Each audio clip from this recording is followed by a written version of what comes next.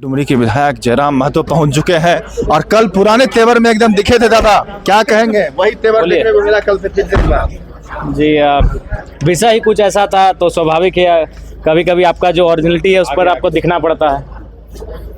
कितना दिन आप शांत मौन रहिएगा, आपका जो ओरिजिनल व्यवहार है, आपका जो असली रूप है उस पर कभी कभी आप दिख जाते हैं। उग्र रूप होने की क्यों जरूरत पड़ गई? जरूरत यही है कि रात 12 बजे कोई आके सुन निकाल डालता है, पर दिन में एगो निवेदन होता है, हम लोग निवेदन डालते हैं। कहाँ से लोग गढ़वा पलामू से आकर समस्या सुनाते हैं, कोई चतरा से आके समस्या सुनाता है, उसकी समस्या को हम लोग निवेदन बना के विधानसभा के अंदर डालते हैं और उसका अगर विभाग उत्तर नहीं देगा तो बिल्कुल ही ऐसे अधिकारियों पर निश्चित कार्रवाई होनी चाहिए। आज किन मुद्दों को उठाएंगे? आज तो खैर विधेयक संशोधन है, उसमें विधेयक संशोधन पे हमने अपना भी प्रस्ताव दिया है। जयराम जी, पलायन एक अहम मसला है। एक मजदूर की मुंबई में मौत हो गई है। आप एक देखें, हमें लगता है कि जब से हम विधायक बने हमने लगभग डेटा मंगवाया है अपने 4-5 ब्लॉक का, लगभग संख्या 70 से 75 पार हो गई है। तो पलायन को रोकने के लिए सदन में आवाज उठाया। मैंने तो पिछले सत्र में उठाया था प्रवासी मजदूरों को लेकर।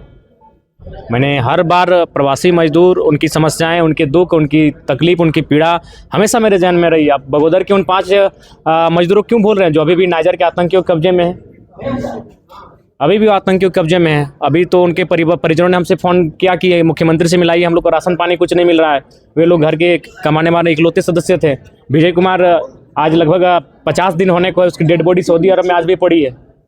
तो ये तो सच्चाई है, उस पर सरकार को गंभीर होना पड़ेगा। एक विधायक होने के नाते हम लोग बिल्कुल बोल्ड तरीके से मुद्दों को यहाँ लेकर आते हैं और बहुत ही तार्किक रूप से उन मुद्दों को यहाँ जाके रखते हैं। लेकिन अभी सरकार को तय करना होगा, सरकार के विभाग को तय करना होगा कि वे कितनी संजीदगी के साथ और कितनी संवेदन के साथ इन कार्यों का निष्पादन करते हैं, इन कार्यों को करते हैं।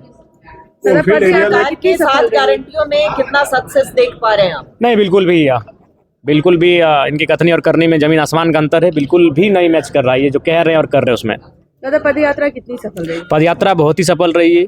बिल्कुल कंटिन्यू 180 किलोमीटर की दूरी तय करना, कड़कड़ाती ठंड में तय करना और उसके बाद भारी संख्या में, तो निश्चित रूप से बहुत सफल रही। ज़्यादा आरोप लग रहे हैं कोलफील्ड एरिया में कोयला का अवैध कारोबार धड़ल्ले से चल रहा है और प्रशासनिक पदाधिकारी जो है कोई रिस्पॉन्स नहीं दे रहे हैं, कोई कार्रवाई नहीं। देखिए, इसके लिए सरकार का महकमा जिम्मेवार है। सरकार के सारे प्रशासन सरकार से ऊपर नहीं है। प्रशासन सरकार के अनुरूप कार्य करती है, उनके दिशा निर्देश पे कार्य करती है। अब सरकार उनको कैसा दिशा निर्देश दे रही है, सरकार मॉनिटरिंग कैसा कर रही है, इस बात पे निर्भर करता है कि वो कैसा कार्य करेंगे। आप उस क्षेत्र के प्रतिनिधि हैं? जी बिल्कुल, और प्रतिनिधि होते के नाते हमने हमेशा इन विषयों को रखा है, उठाया है और अपना आवाज़ को हमेशा मैंने, चाहे सदन हो या सड़क हो, इस विषय पर मैंने हमेशा खुलकर बात किया है। 5 दिन का सत्र है जयराम जी, मुख्यमंत्री खुद विधानसभा के सत्र में 1 दिन हिस्सा लिए, उसके बाद हिस्सा ही नहीं लिया। जी, सबसे पहला बात, हमें तो 5 दिन के सत्र से ही शिकायत है, क्योंकि हम लोग को बड़ी उम्मीद के साथ सत्र में आते हैं।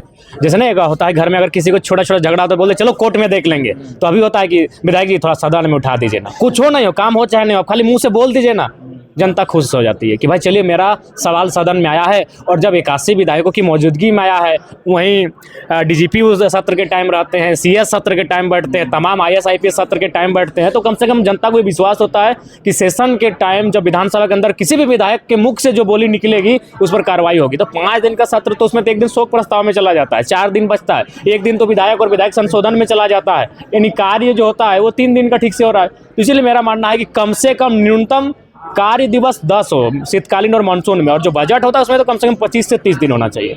आप अपने क्षेत्र की समस्या उठा पाए? हाँ जी, हमने शून्यकाल के माध्यम से जो हमारा भेंडरा, जिसे फील्ड ऑफ झारखंड कहा जाता है, वहाँ इंडस्ट्रियल कॉरिडोर की मांग को रखा। आज अपने विधानसभा अंतर्गत महिला महाविद्यालय, चूँकि मेरा ग्रामीण सुदूर क्षेत्र आता है, वहाँ की बहनें पढ़ाई लिखाई करने के लिए दूर दराज इलाकों में दूरी तय करती है। तो आज मेरा अपने सदन को लेकर, अपने विधानसभा को लेकर मेरा बात है।